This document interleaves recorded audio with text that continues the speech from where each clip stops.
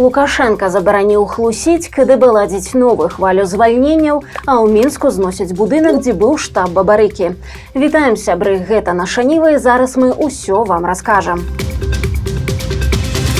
Александр Лукашенко пачаў год з лёгкага ператраху. Сёння ён зрабіў некалькі кадравых прызначэнняў. Самае гучнае – новы міністр эканомікі. Замест Александра Чарвякова, якога адправілі паслом у Кітай, прызначылі ягонага першага намесніка Юрыя Чабатара. Яму 44 гады, з якіх апошнія 20 ён працуе ў Мінэканомікі і цяпер дарос да крэсла ягонага кіраўніка. Новаму прызначэнцу Лукашенко прызнаўся, што працай ведомства незадаволены і забараніў новаму міністру хлусіць, бо рана ці позна пра гэта ўсё роўна даведаецца. Но в основе вашей работы должна лежать исключительно правда. Никакого приукрашивания. Рано или поздно я это замечу. У меня достаточно для этого рычагов. Поэтому ни в коем случае не врать. Все как есть.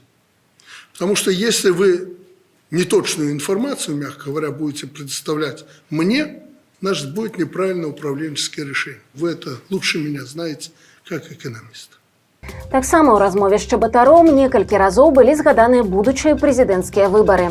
Па словах Лукашэнкі, у гэтым няпростым годзе трэба запомніць людзей, што лепшай улады за дзейную ўжо не будзе. І Міністэрства эканомікі павінна адыграць у гэтым значную ролю. Таксама Лукашенко падзяліўся сваімі прагнозамі на будучыню. І, як звычайна, нічога добрага ён не абяцае. Легко не будет. Будет тяжело, особенно в этом году. Не потому, что нынешний президент хочет быть и дальше президентом, не потому, что кто-то чего-то хочет. Мы просто людям должны еще раз доказать, что мы честно, искренне работали эти годы. Ну а если получится убедить людей в том, что лучше нас не будет, говорю открытым текстом в начале года. И министерство ваше должно сыграть здесь существенную роль. Але з улікам цяперашняй сітуацыі выклікае пытанне, ці здольная гэтая ўлада прадэманстраваць сваю эфектыўнасць без хлусні, гвалту і фальсіфікацыі. І ці будзе ў беларусаў магчымасць выбраць сабе нешта іншае? І галоўнае, ці будуць да гэтага меркавання прыслухоўвацца? Таксама варта коратка згадаць і іншае прызначэнне. Замест затрыманага па малочнай справе Ігара Брыло інспектарам па Віцебскай вобласці стаў Сергей Ляўковіч. Дагэтуль ён быў першым намеснікам старшыні Мінаблвыканкама. Былы намеснік гендырэктара Белэнерга Сергей Бабовіч стаў новым кіраўніком беларускай атамнай электрастанцыі. А старшыня канцэрна Беллеспаперапрам Михаил Касько паедзе паслом наладжваць адносіны з Індыяй, якімі Лукашенко вельмі незадаволены. Я не могу быть доволен тем состоянием дел, которое у нас складывается в белорусско-индийских отношениях. Скажу откровенно, в отношении с Индией мы деградировали. Чакаюцца новыя звальненні на дзяржаўных прадпрыемствах. Як стала вядома нашай Ніве, перад Новым годам КДБ спусціў ва ўстановы новыя чорныя спісы супрацоўнікаў. Ад кіраўніцтва патрабуюць звальняць людзей за ўдзел у акцыях пратэсту, данатаў, каментароў і іншых праяваў нязгоды з лукашэнкаўскай уладай. Вядома пра лісты ад КДБ ў банках, установах адукацыі, аховы здароўя. Захаваць пасаду дазволяць толькі незаменным спецыялістам па пратэкцыі кіраўніцтва. Гэта далёка не першая хваля рэпрэсій. Ацаніць нават прыкладную колькасць людзей, якія трапілі пад звальненне за 3,5 гады, немагчыма. У Жлобіне рэпрэсавалі яшчэ аднаго чыноўніка. Пад раздачу трапіў начальнік аддзела спорту і турызму райвыканкама Яўгена Хрэменка. Яго затрымалі перад Новым годам за падпіскі ў садсетках і адправілі на 15 сутак. Каб спраўдзіць інфармацыю, журналісты выдання «Флагшток» пазванілі ў Жлобінскі райвыканкам, дзе ім заявілі, што Хрэменкі на месцы няма і не будзе, бо ён з Новага года ўжо не працуе. Яшчэ ў канцы снежня Хрэменка трапляў на фотараёнкі ў рэпартажы пра падрыхтоўку да хакейнага турніра. А цяпер пасля арышту будзе вымушаны шукаць новую працу. Радасць і гора Рыгора Азаронка. Учора раніцай прапагандыст гучна радаваўся навагоднім затрыманням, якія зладзілі беларускія сілавікі. Але ўжо ўвечары настрой у Азаронка радыкальна змяніўся, бо YouTube зноў выдаліў азаронкаўскі канал, прычым ужо ў 6-й раз. Праўда, прапагандыст не збіраецца здавацца і абяцае стварыць яшчэ адзін. Што ж, поспехаў. Тэлеканал АНТ анансаваў выхад уласнага серыяла, які здымаўся на працягу ажно 4 гадоў. У інтэрв'ю выданню СБ «Беларусь сегодня» кіраўнік канала Марат Маркаў пахваліўся, што хутка гледачам будзе прадстаўлены першы паўнавартасны серыял уласнай вытворчасці пад назвай «Начная змена». Прычым пілотную серыю знялі яшчэ ў 2019 годзе. А далей, па словах Маркава, каналу было не да кіно. Тут, вядома, прапагандыст хітруе. АНТ зняла не адзін рэпартаж пра рэпрэсіі праціўнікаў Лукашэнкі, які быў больш падобны да мастацкага кіно, чым да дакументальнага сюжэта. У планах канала выпусціць паўнаметражнае кіно і прадаць прадукт на расійскі рынак. За месца ў Мінгарсавеце будуць змагацца сталіністы прарасійскі палітолог. У папярэдніх выпусках мы расказвалі, што прапагандысты масава вылучаюцца на парламенцкія мясцовыя выбары. У некаторых выпадках ім даводзіцца змагацца нават адзін супраць аднаго. Так будзе ў Курасоўшчыне, дзе ў спісе кандыдатаў апынуліся Мікалай Валовіч і Вадзім Баравік. Валовічу 38 гадоў. Ён камуніст са стажам, які адмаўляе сталінскія рэпрэсіі.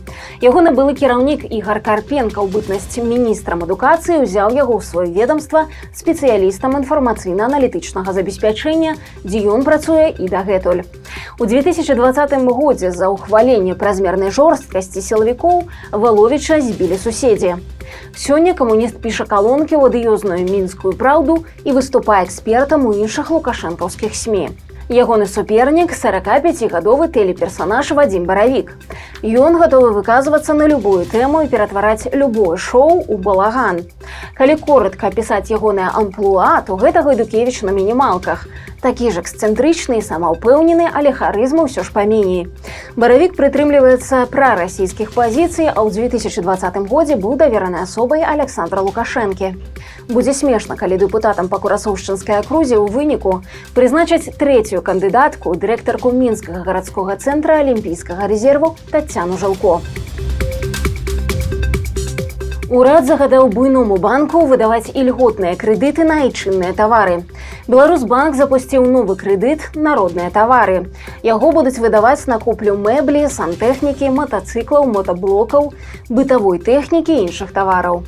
Адзіная ўмова – тавар павінен быць зроблены ў Беларусі. Максімальная сума крэдыту – 12 000 рублёў, якія выдаюцца пералічэннем на рахунак прадаўца. Вяртаць іх можна будзе цягам 3 гадоў пад 4% гадавых. Займацца выдачай льготных крэдытаў Беларусбанк будзе па загадзе ўрада, які прымусіў банк накіраваць частку прыбытку за мінулы год на выдачу займаў на пакупку беларускіх тавараў.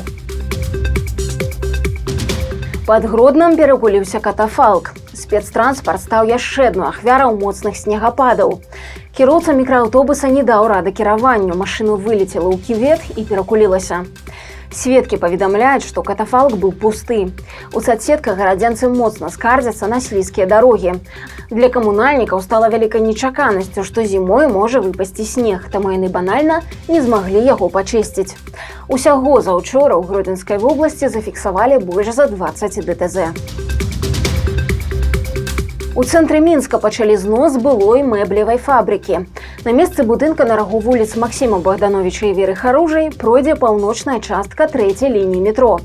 Таксама там размесціцца станцыя Камароўская. Пасля банкрутства фабрыкі ў памяшканні знаходзіліся крамы і офісы IT-кампаній і рэкламных агенцтваў. Адметна, што летам 2020-го менавіта там збіраўся штаб Віктара Бабарыкі і аб'яднаны штаб Святланы Ціханаўскай, Марыі Калеснікавай і Веранікі Цапкалы.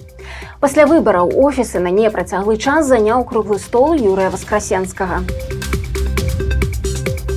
Стала вядома аб смерці ў Беларусі яшчэ адной украінкі, якую расіяне прымусова вывезлі з-пад Кіева.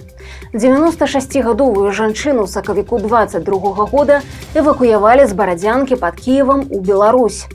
Там яе перадалі ў дом-інтэрнат для састарэлых у Ветцы.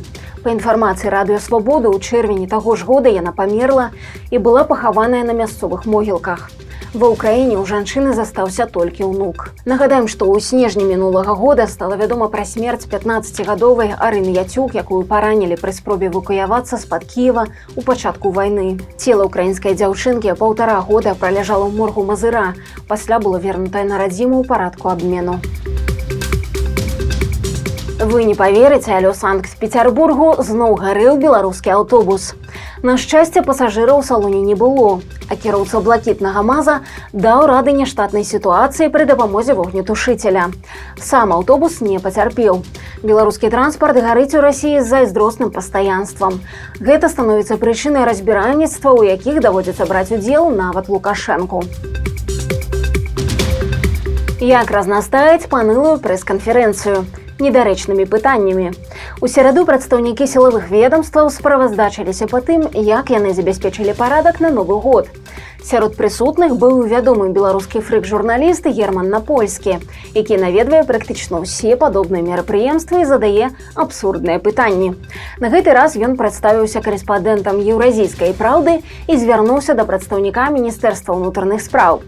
Атрымалася настолькі феерычна, што любыя каментары тут залішнія. Газета «Евразийская правда». Скажите, совершались ли преступления в новогодних костюмах? Ко мне вопрос, я так полагаю. Нет, таких фактов не зарегистрировано было. А были ли нетрезвые Деды Морозы и Снегурочки? Ну, полагаю, что были, но сотрудниками органов внутренних дел не задерживались и не документировались. И еще вопрос. Скажите, были ли случаи наподобие самостоятельных обращений в медвытрезвители? Таких случаев не было. Спасибо. Коллеги, если есть еще вопросы, пожалуйста. Вопросов нет. Я так понимаю, что телеканалы еще захотят поработать отдельно после пресс-конференции. Дадим им такую возможность. Коллеги, спасибо большое за выступление. Всем спасибо за работу и всем всего доброго. Такая картина дня. Подписывайтесь, ставьте свои лайки альбо дизлайки и выказывайте заўвагі ў каментарах. И, конечно, читайте нашу Ниву, глядите нашу Ниву и любите Беларусь. Сустрэнемся завтра.